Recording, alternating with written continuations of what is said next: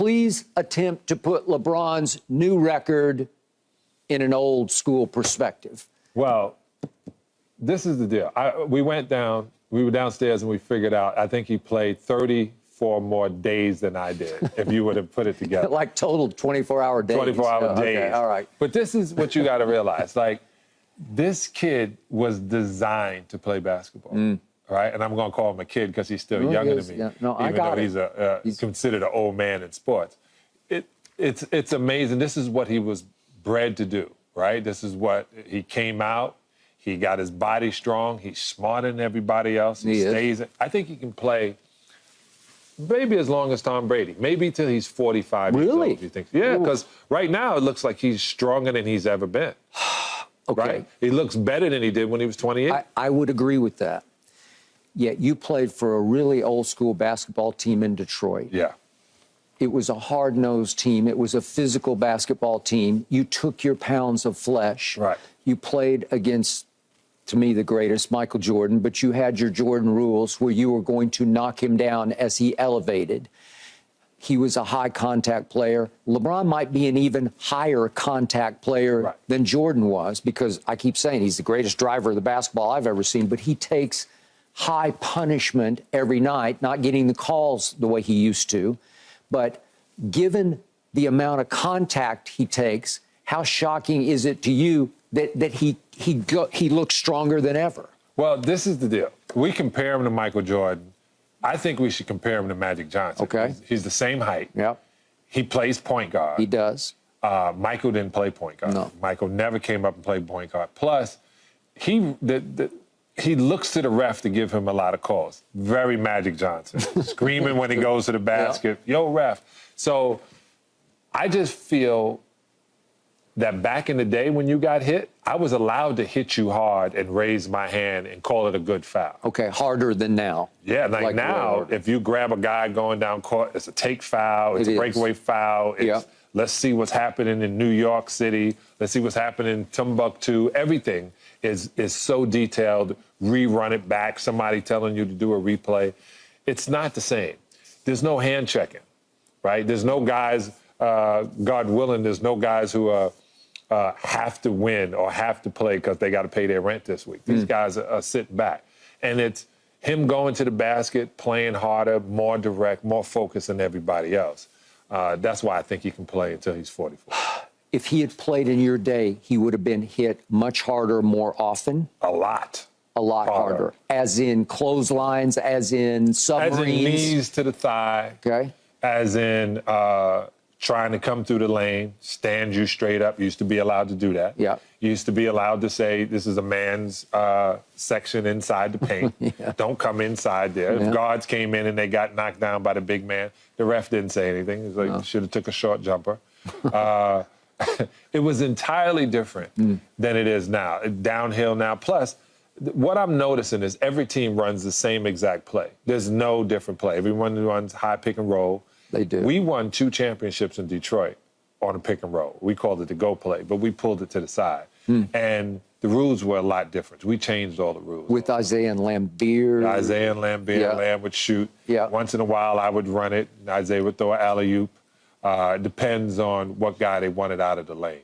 When I watch now, like last night, I'm watching, and I'm watching AD fade away. But when he doesn't fade away, when he doesn't get out of the way of somebody, he plays like Embiid.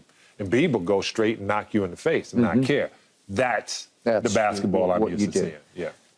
Talk about your Jordan rules, because Sam Smith ended up writing a book about the rules by which you contained Michael? You didn't stop him, obviously, but you contained him. Well, we stopped him. We stopped him for like 3 years. Yeah. Don't want to piss anybody off. But the difference was, if he comes inside the lane, we just pushed him left. Our rules were we pushed him left. It just seemed like we put him on his back because he was doing so many acrobatics in the air. But we let Joe Dumars just put 220 pounds and push him left, and we all came because we knew we wouldn't pass the ball.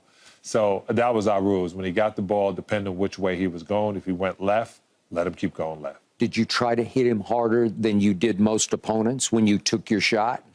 I plead the fifth. Can you plead the fifth? Yes, you can. You can plead the fifth. No, we didn't. We hit everybody hard.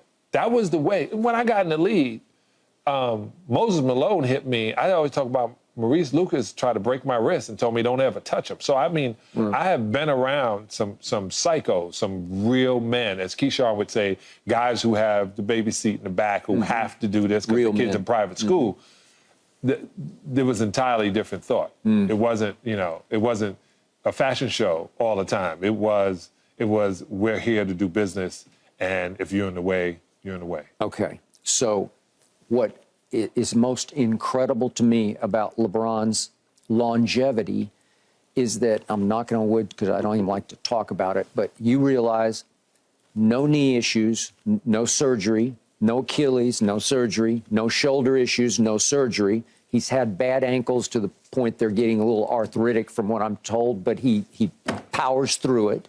So he's not had what Kobe had last couple of years. His body just failed him. It betrayed him. It broke down to the point Kobe just couldn't tough through it anymore. Right. Right? Right. So how blessed has LeBron been to get this far without anything serious at all? Well, the deal is, as I understand, he spends $1 million a year on his body. Probably more, but right. Yeah. Which is like $10,000 to him, right, on his body. Sure. Maybe, of course, that's what you're supposed to maybe do. $5 to maybe him. $5 to him. Like, you remember when you watched Rocky and they had Dragon, and they, after the game, they gave him IVs, they put him on a machine, they checked out what his win.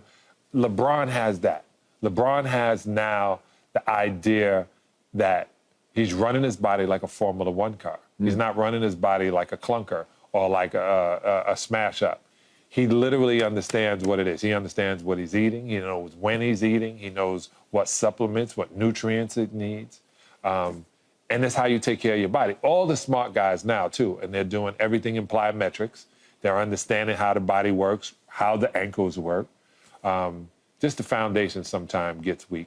But I'm not going to say arthritic. I just think he realizes if I keep doing the things that are necessary and not do the things. Remember, a lot of guys did a lot of things back in the day. First thing, there was a rush to the bar after the game. If you keep putting all that sugar and alcohol in your body, it's going to break down. And by the way, you've been a big vegan enthusiast from the start, right? Yeah, since 91, I've been on this path of trying to stay alive longer. Most athletes, most professional basketball players don't live to 60. They die of congestive heart failure. Yeah, it's crazy. I did not know that. Yeah, so I'm almost there, and I hope to get past there. So you look great. I think agree. you got it going. Skip, you're know the what? LeBron of your age. I couldn't say it better myself. Yeah. Yeah, I saw his grays behind the dye on his. There's a little. I saw that last night. I couldn't get my dye in this morning, but yeah, when you take care of it, this is the only body I have. This is the only life I have. So my mentality was to take care of it, do the best I can with it. I've saw what it's like when guys have to limp, can barely walk, hard to stand up. I'm not that. So you're saying that history would show us that most NBA players don't make it to 60, yet you got LeBron making it to 45 playing basketball. Now, this is the trip, too. He's not just playing just out there. He's literally hooping. He's jumping. He can dunk every time he goes to the basket. Sure he can. Felt like. Yeah. When I see a guy take off and do a crazy dunk, I go, no, you got to come down. That's what hurts your legs. And just so everybody will understand, so I don't get quoted on saying that, just in 2016, 11 NBA players died of congestive heart failure. Oh, wow. Now, it's the food, right? It's the food they put in. It's what they, like I said, what they drink, the oils they put in their body. All of that stuff has to be paid attention. Well, I think LeBron knows all of the above. I think he's been way ahead of that curve, and there's no reason physically that if you have the right information that you can't go on as long as your fire is still burning hot. Right. Unless you just get sick and tired of all that goes into it or having to be on the road for 41 games a year. Well, right? You're 58. How does it feel to be 58? Yeah.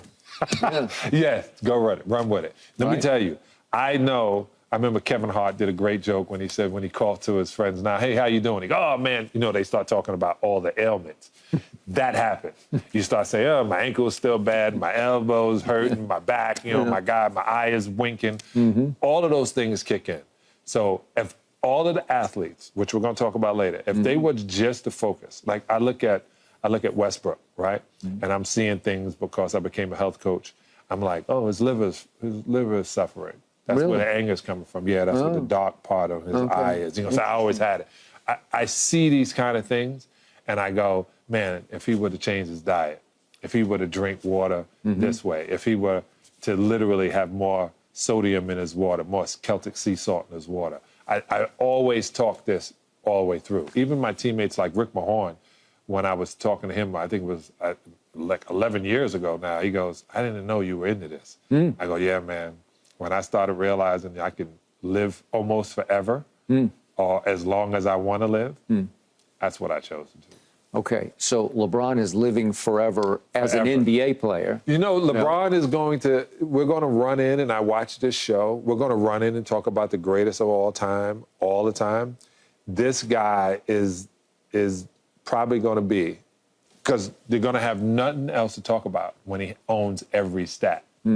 Once he owns every stat, everything else is going to be emotional. Okay, but they're all longevity stats, right? Just because he's playing longer. Right. Because we talk all the time on the show, Jordan versus LeBron, but he has now played, well, he will have played twice as much, he's going on twice as much as LeBron, because he's already a half of LeBron's career, half of Jordan's career ahead of Jordan on total minutes played. That's what makes you great. Yeah. Right? So if he plays as long as you say, he's going to double Jordan in minutes played.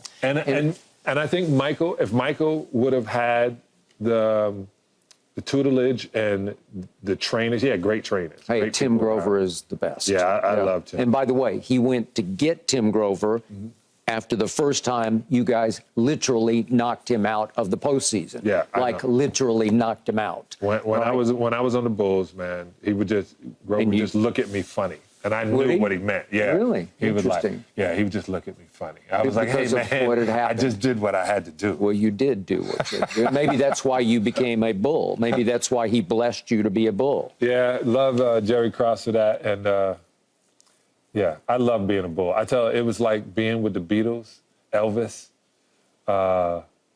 Michael Jackson.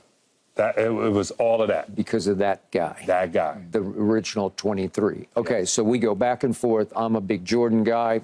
Keyshawn, Richard are big LeBron guys.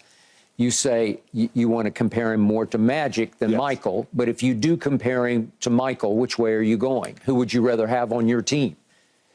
Michael Jordan. Thank you. Because? I compared it this way.